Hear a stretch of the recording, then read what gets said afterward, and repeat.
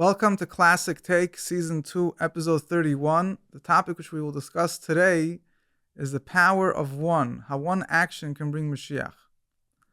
The Rebbe emphasized many times the idea, the point that every single action, thought, speech, or action could be the action to bring Moshiach.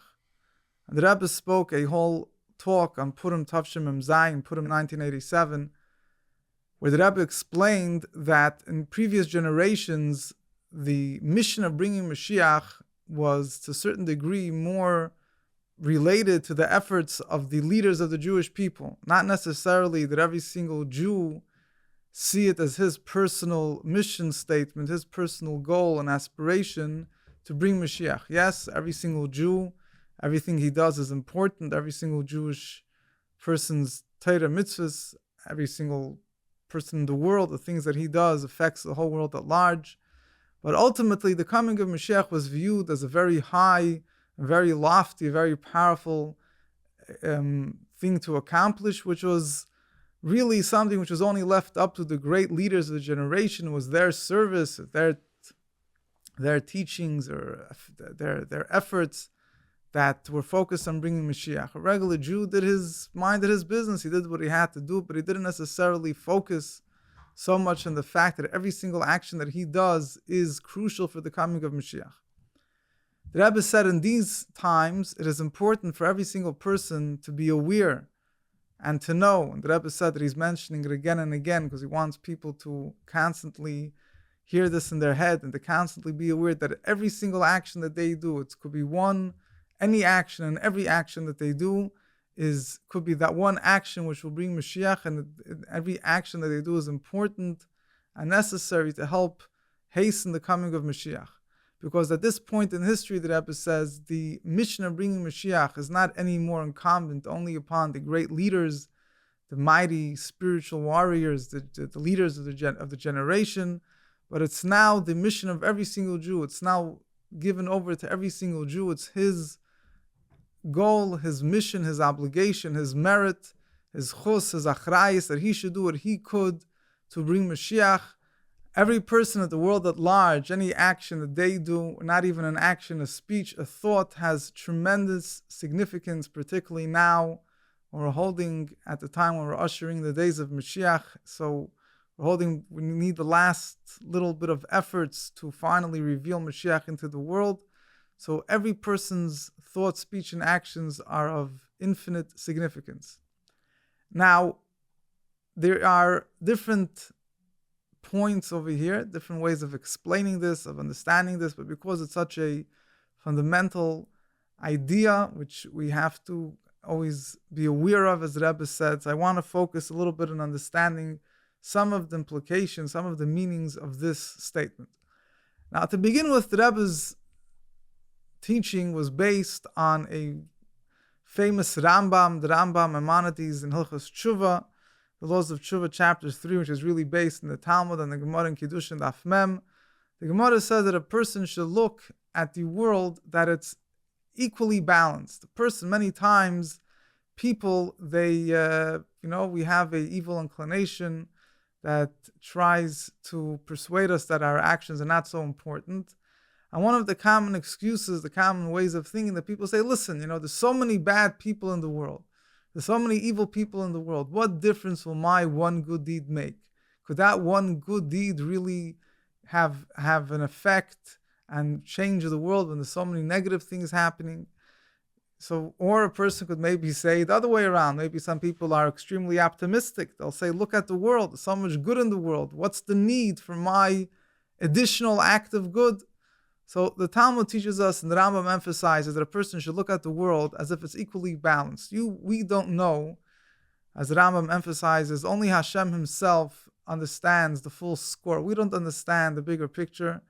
The only thing we might understand is a tiny fraction of the puzzle. We don't see the bigger picture at all.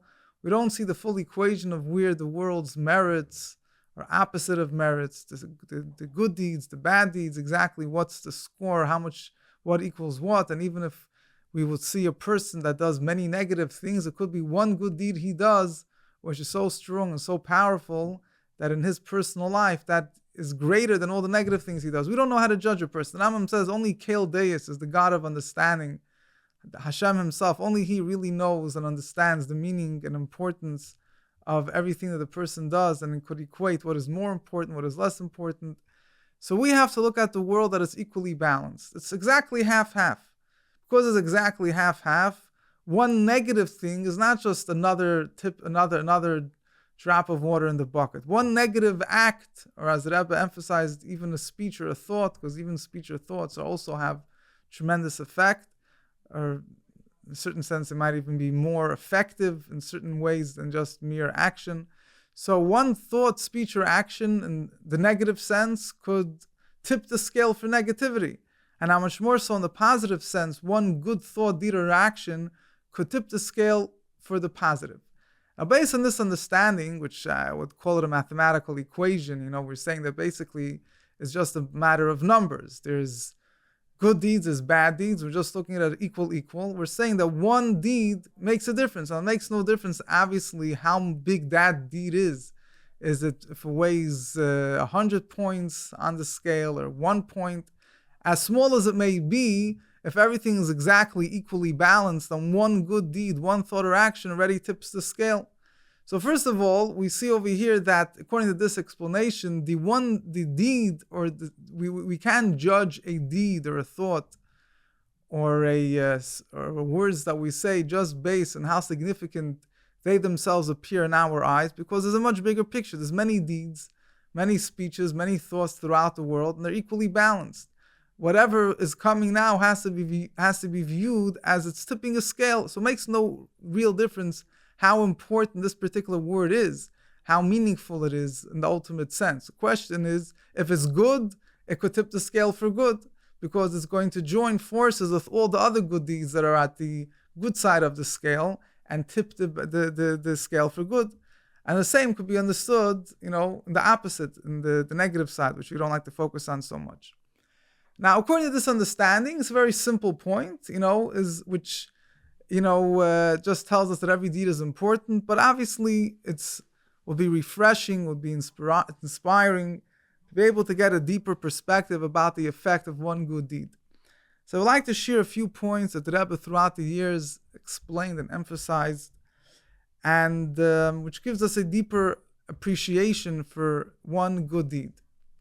Now, first of all, the Rebbe explained once that our sages tell us that every single person is a whole world. When we look at a person, if we save a person's life, or God forbid the opposite, somebody that, if a person's life is in danger and we don't do enough to help him, so a life of a person is not just a life of one person, it's a whole world.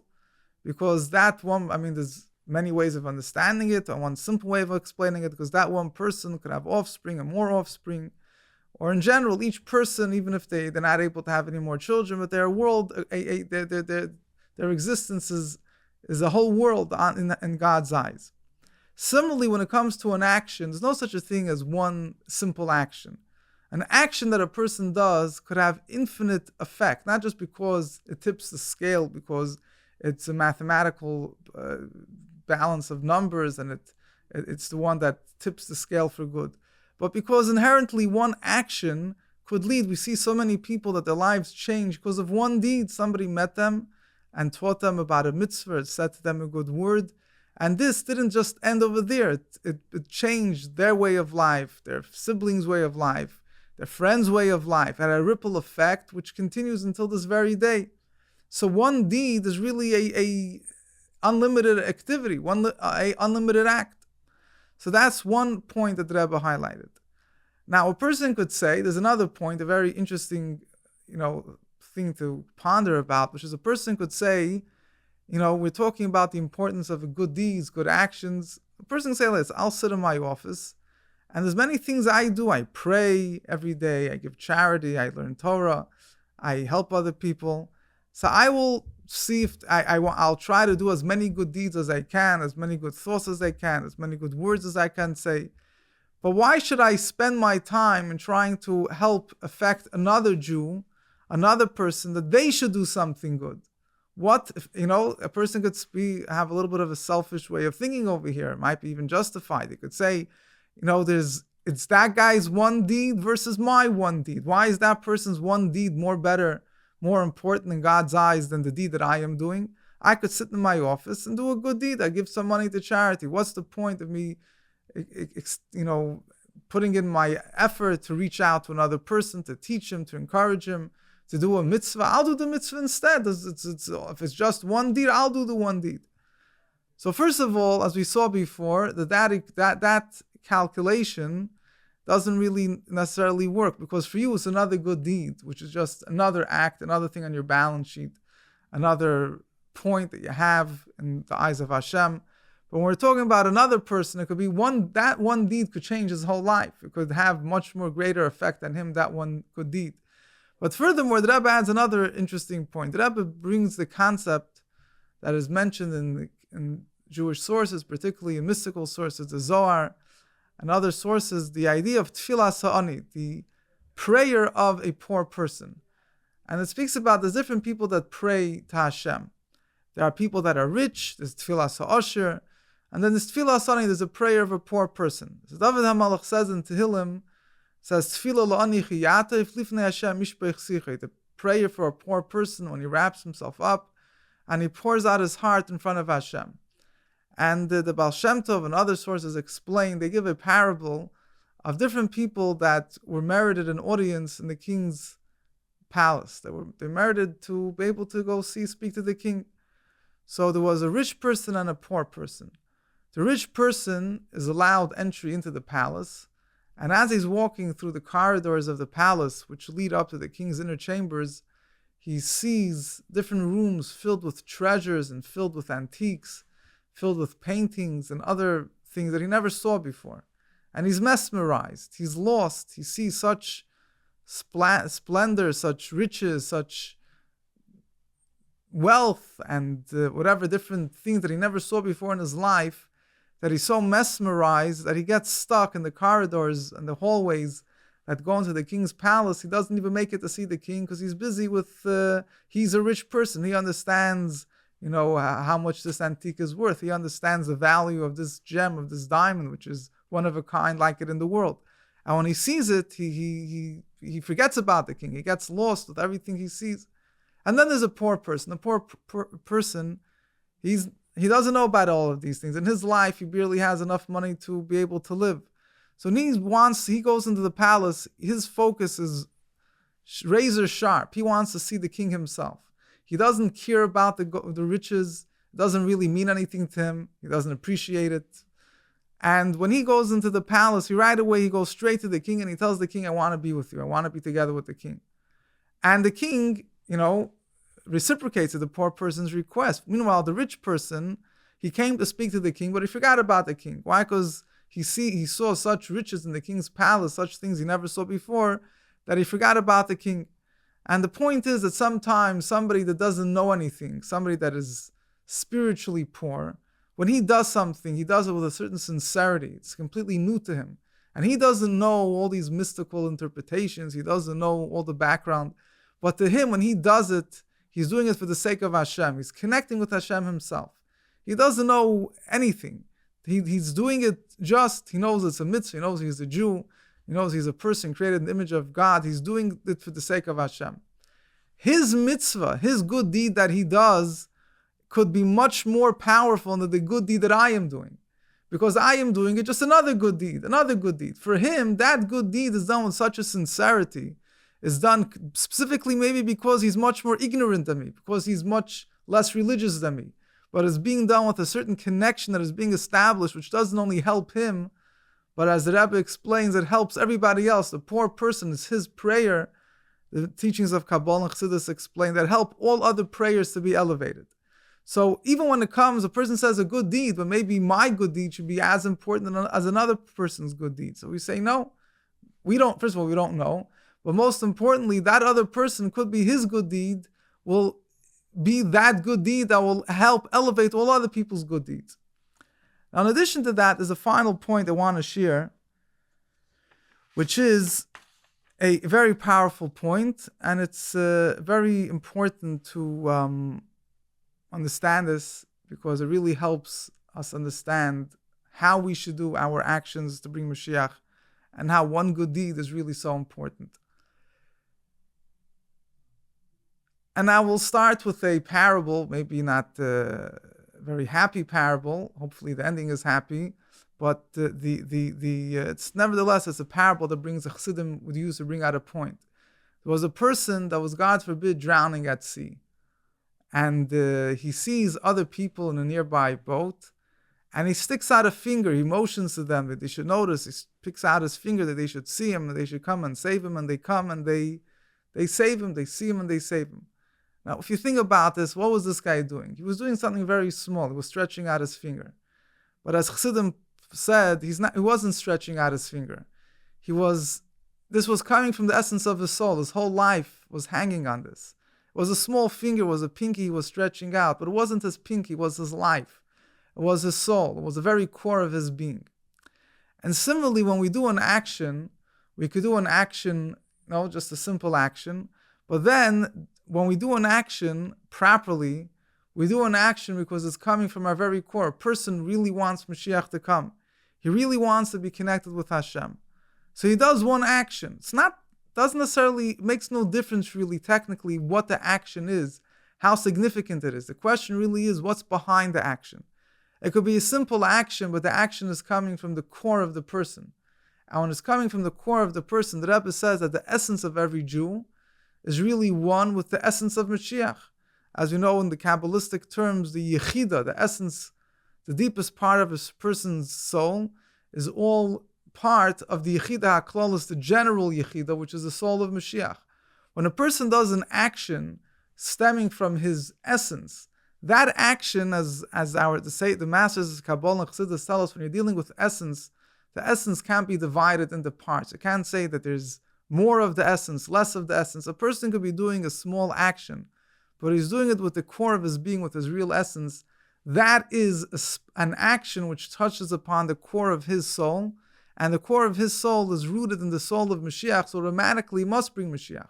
The Rebbe says, if you think about this, the question really is not, how is it possible that one deed could bring Mashiach? The question really is, how is it possible that despite the fact that so many good deeds were done, Mashiach has not yet come? Because it's not just a matter of deeds, good deeds versus negative deeds. It's a matter of the deed is connected. Many people were sure that did good deeds, coming with a passion, coming from the very fire of their hearts and the very essence of their being. Such an action is one action, but the one is coming from a very deep one. It's coming from the oneness within his soul, which is connected with Mashiach, which is connected with Hashem, the oneness of Hashem. And that has infinite power. So when we talk, that also helps explain. A lot of people say, you know what? The Rambam tells us that we should look at the world, that everything is equally balanced. One good deed can make the difference. One negative deed could make the difference. So again, people become complacent. People become, cynical. They say, there's one good deed, but there's many other people doing other deeds, negative deeds. So, true, the Rambam says we don't know the score, but it's hard for people. They say, fine, I'll do another deed. Who cares about the deed? There's so many negative things going on. Well, the answer is the negative things that is being done, as terrible as it might be, it doesn't have the power of a good deed. A good deed comes from the essence of your soul. A good deed comes, as the Rambam says, that every Jew deep down wants to do what's right. When he does a good deed, ultimately it's connected with the essence of his soul. And how much more so when he's awakening the essence of his soul, when he does it, not just as a mere good deed, but because he wants to really change the world for good, and he wants to really make an effect in the world, and reveal the godliness in the world, reveal the kingdom of Mashiach into the world. Therefore, that one good deed has a power that all the negative deeds in the world don't have. All the negative deeds are coming from a person's ego, from the fact that he's barbaric or jealous, whatever it might be. But it's not coming from a place of, a real godly, holy, powerful core. One good deed could touch upon the essence of a person's soul, which once you reach the essence, now you have everything. So Hashem should help that our deeds, each deed, a person say it's one deed, but it's really, as I mentioned before, it's each and every deed. You already did one deed. The next deed, you should also think that deed could make the difference. You've been spending on this many years thinking that every deed makes a difference. I don't see the difference it made. First of all, we don't know. Maybe if it didn't make a difference in the most greatest way possible as bringing Mashiach, but it made a difference. It helped some person somewhere. It helped some Jew somewhere. But most importantly, when we did one deed, it's not limited just to one deed. One deed leads to another deed. Every deed we should think is, this is the deed. Put more energy. Don't just do the deed. Put your essence into it. And hopefully we will merit the coming of Mashiach speedily. Should happen, take it from Yad Mamish, speedily in our days. Amen.